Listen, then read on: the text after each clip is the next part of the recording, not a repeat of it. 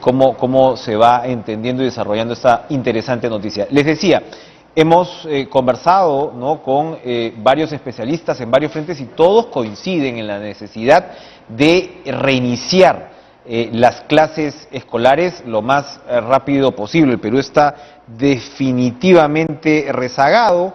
Se está hablando del retorno a las clases semipresenciales a partir recién desde marzo.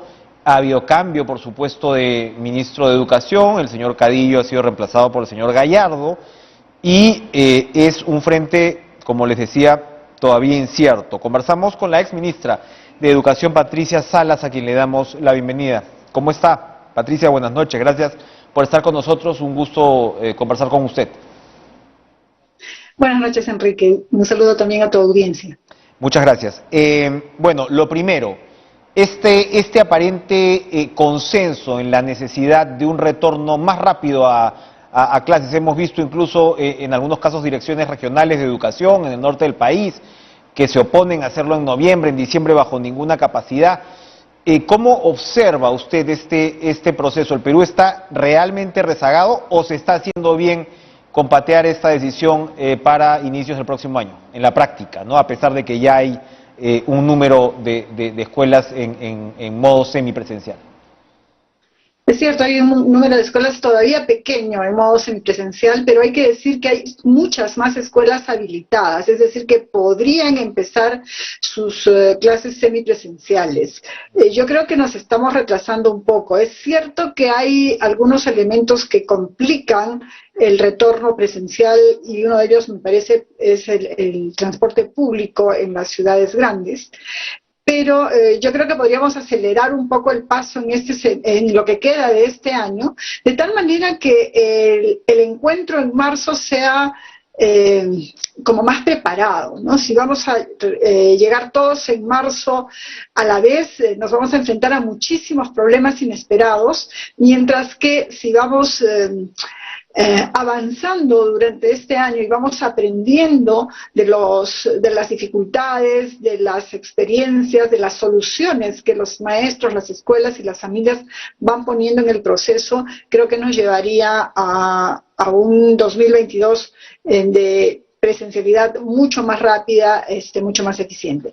Esto es particularmente urgente en las zonas más pobres, en las zonas rurales, donde no tenemos conectividad y donde entonces la educación a distancia es muy, pero muy precaria y lo que se logra con los chicos y las chicas es de verdad poco, ¿no? Entonces, allí donde no tenemos conectividad, allí donde las condiciones de pobreza impiden que los niños, niñas, adolescentes tengan dispositivos a la mano, es donde tenemos que poner el mayor énfasis en volver lo más pronto posible. Usted que conoce el aparato por dentro, que por supuesto es sumamente complejo, y ayer mismo la primera ministra ha anunciado incluso incrementos presupuestales. Es un sector pues realmente grande, a pesar de todos los avances que todavía faltan y de las brechas. Pero hay especialistas que alertan que parte de esta lentitud, ¿no?, a la que usted hace referencia tiene que ver con UGELes, con aparatos regionales, donde hay en algunos casos resistencias. ¿Eso tiene algo de cierto? Yo diría que hay cuestiones cruzadas. Es cierto que hay sectores que están empujando a un retorno más rápido a las aulas, pero también hay familias que todavía no quieren. Hay niños y niñas que todavía no quieren. Hay maestros, maestras que todavía no quieren. Y también es cierto, hay unidades de gestión local y direcciones regionales que todavía no se sienten preparadas o que les da como mucho temor la responsabilidad de lo que pueda pasar en las aulas.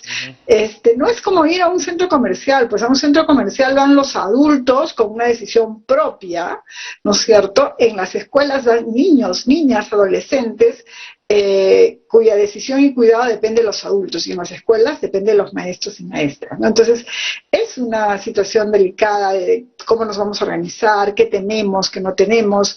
Hay instituciones educativas que han quedado semi-abandonadas porque el personal de servicio, de limpieza, está con licencia. Ahí hay que tomarse un tiempo en restituir las condiciones de habitabilidad de las instituciones educativas.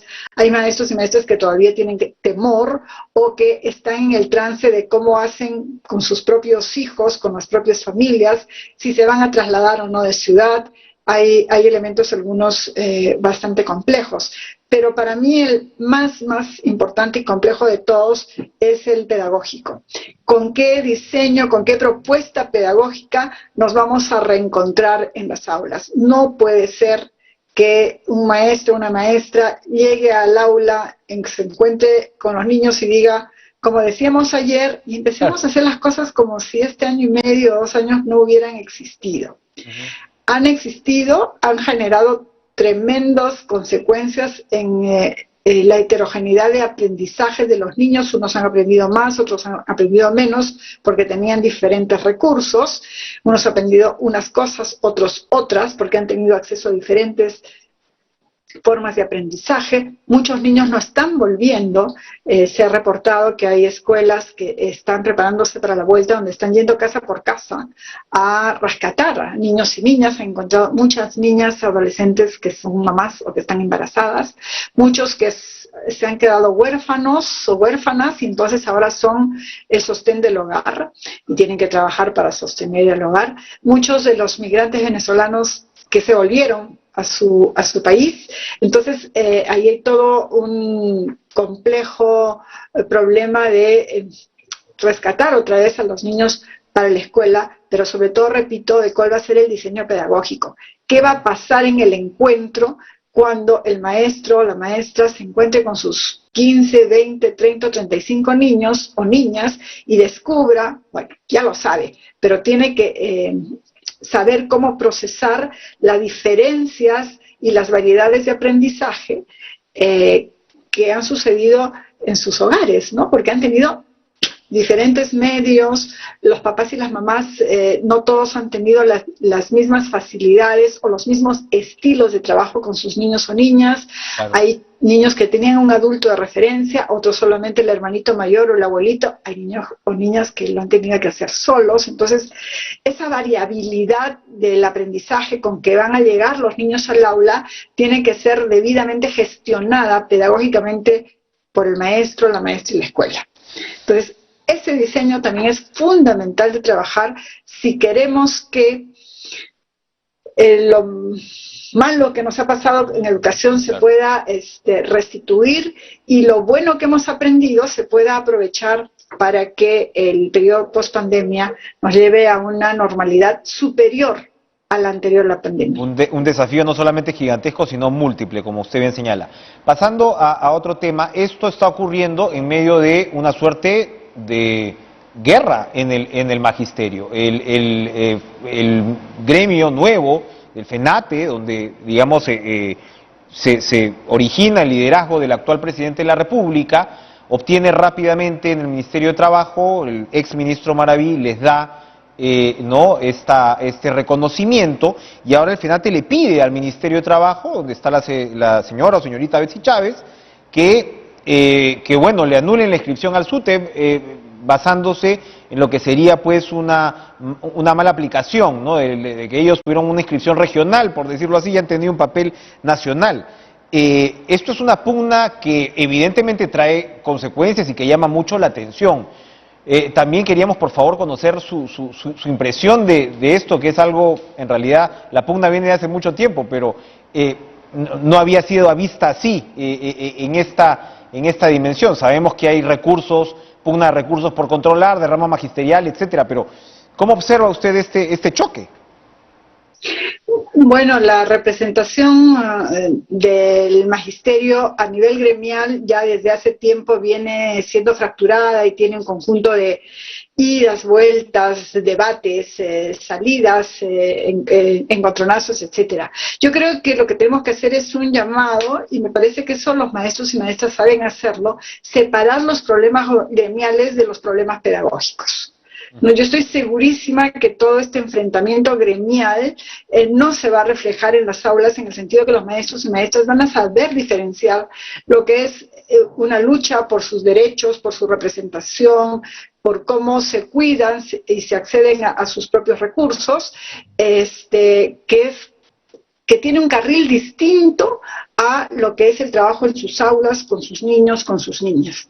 Entonces, lo primero que tenemos que hacer es hacer un llamado a los maestros y maestras, y yo estoy confiada de que ellos lo saben diferenciar.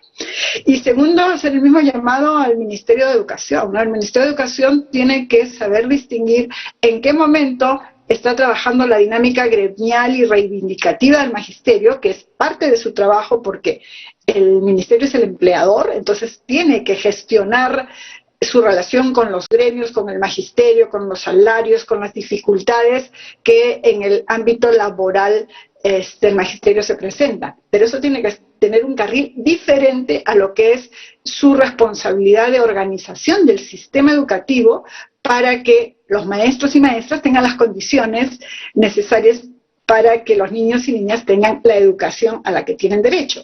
Y a la vez le corresponde hacer el liderazgo pedagógico y también el liderazgo emocional, ¿no? El de poner el ánimo, porque las cosas no son solamente normas y técnicas, somos personas trabajando con personas, entonces tiene que haber un liderazgo también fuerte que anime a esta siguiente etapa. Entonces, el ministerio tiene que ser muy claro que tiene esos roles, tiene el rol de liderazgo, de animar, de inspirar, de convocar, tiene el rol pedagógico, en donde tiene que marcar la pauta, estar por delante, generar lineamientos, materiales, presupuesto, por supuesto, tiene la parte organizativa, en donde hace que el sistema funcione, se ha anunciado ya presupuestos para habilitación de escuelas, para kits de bioseguridad, etcétera, y tiene la línea de trabajo con los derechos o por los derechos de los y las docentes, ¿no? Entonces, el ministerio tiene que darse maña para trabajar en todos los carriles que son de su responsabilidad. Usted para terminar, ¿observa que la carrera pública magisterial corre peligro en medio de estas pugnas? Siempre está en peligro la carrera magisterial, porque siempre será materia de debate y materia de encuentro de intereses, ¿no es cierto?